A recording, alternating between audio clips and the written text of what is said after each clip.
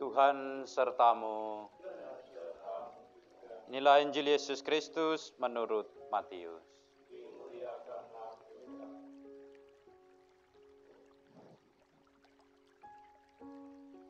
Sekali peristiwa setelah mendengar berita pembunuhan Yohanes Pembaptis, menyingkirlah Yesus dengan naik perahu.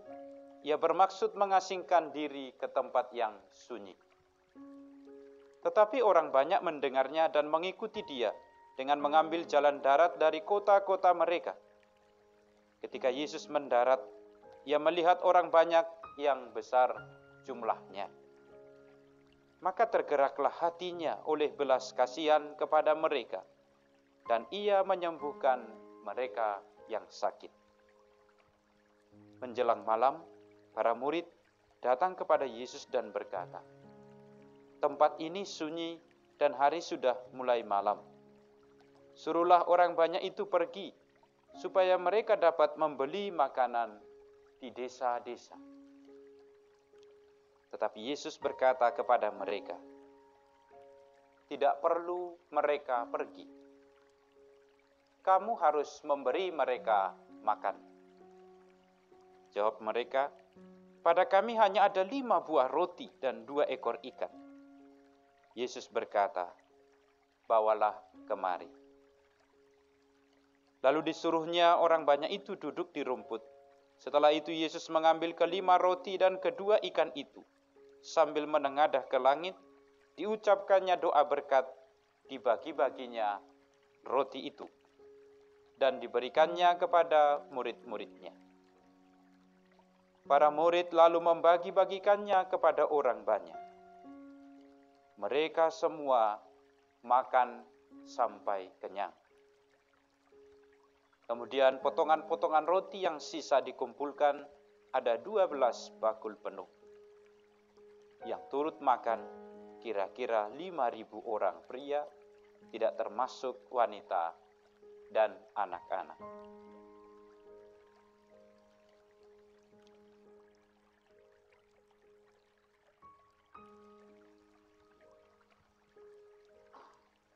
Saudara-saudariku yang terkasih dalam Tuhan, kalau kita berhubungan dengan Tuhan, seringkali kita berpikir Tuhan itu hanya mengurusi soal surga atau neraka, soal dosa, salah atau benar.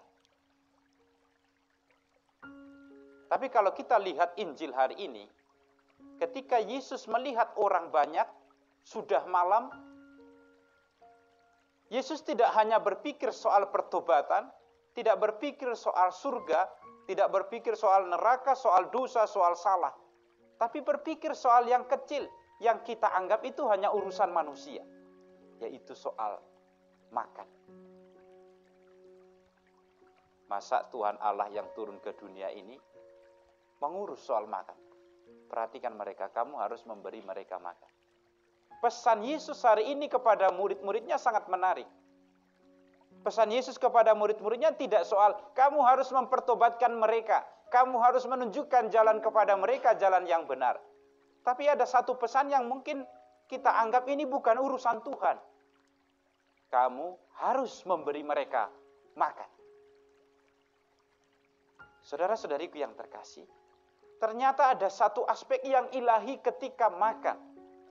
Makan ini bukan hanya urusan manusia, tapi juga urusan Tuhan dalam kehidupan kita. Maka ada banyak hal yang bisa kita refleksikan dari peristiwa penggandaan roti ini. Kalau kita lihat detail per detail kisahnya itu, ada banyak hal yang bisa kita renungkan untuk mengerti apa artinya peristiwa ini. Saudara-saudariku yang terkasih, kalau kita lihat peristiwa ini, Yesus mau mengajarkan bahwa dalam peristiwa makan, itu adalah peristiwa yang ilahi. Maka kalau orang tidak menyadari Tuhan saat makan, itu mungkin sulit juga menyadari Tuhan saat bekerja. Makan saja tidak menyadari Tuhan. Apalagi saat susah-susah.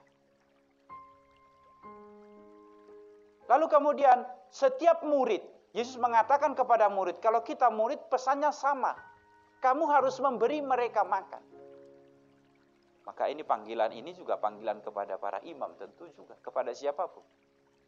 Tidak pertama-tama juga kamu harus mengkhotbahi mereka. Tapi pesannya sangat sederhana. Kamu harus memberi mereka makan. Jadi tugasnya ternyata, saya langsung ingat peristiwa ketika saya misalnya bertugas di tempat-tempat yang terpencil. Memang agak sulit mengatakan Allah yang berbelas kasih, Allah yang baik. Kalau makan juga mereka masih sulit. Maka pesannya juga kita harus ambil bagian juga dalam soal makan. Karena pada saat makan ini orang merasakan kebaikan Allah. Allah yang menggandakan rezeki itu nyata ketika kita makan. Lalu hal lain saudara-saudariku yang bisa kita renungkan dari peristiwa penggandaan roti ini adalah ketika para murid disuruh memberi makan, para murid ini mengatakan, pada kami hanya ada 5 roti dan 2 ikan. Mungkin para murid ini mengatakan, kami hanya punya ini. Kalau kami beri lagi habis. Ini kan jatahnya untuk kami saja. 5 roti dan 2 ikan. Tidak mungkin memberi ini. Kami hanya punya ini. Tapi Tuhan Yesus mengatakan, bawalah kemari yang kamu punya. Ayo, mana? Pada saat para murid ini memberi apa yang mereka punya di hadapan Tuhan Yesus, saat itulah Tuhan Yesus mendatangkan penggandaan roti. Mukjizat yang keluar dari kerelaan orang-orang untuk memberi apa yang di tangannya. Maka kalau kita punya rezeki, punya sesuatu yang kita genggam terlalu erat, sulit datang mukjizat seperti yang dialami dalam Injil. Karena itu saudara-saudariku yang terkasih, kita diajak oleh Injil ini tidak hanya peduli pada hal-hal besar, tapi juga hal-hal kecil dan sederhana. Ketika soal makan, kita mengingat mereka yang lapar. Kita mengingat mereka yang belum mendapatkan rezeki. Selain kita bersyukur bahwa kita punya rezeki, yang rezeki ini bukan hanya hasil kekuatan kita. Maka pemazmur mengatakan, kecaplah betapa baiknya Tuhan, betapa sedapnya Tuhan. Maka ketika makanan ini enak, kecaplah betapa sedapnya Tuhan. Mau disadarkan kepada kita yang kita terima ini adalah rezeki pemberian Tuhan. Terakhir saudara-saudariku, ketika Yesus menggandakan roti, pohon berkat, lalu roti ini dibagi-bagikan kepada murid-muridnya. Menarik kisahnya, lalu kemudian murid-murid itu membagi-bagikan lagi kepada orang banyak. Nanti kita akan mengerti bahwa roti yang terbagi-bagi itu adalah Kristus sendiri. Maka kalau kita memiliki Kristus, kalau kita dekat dengan Kristus, itu tidak hanya menjadi milik kita. Tapi Kristus itu adalah yang kita miliki, yang kita bagi-bagi, dia yang terbagi-bagi, roti hidup yang terbagi-bagi, tapi sekaligus yang boleh juga dialami oleh orang lain.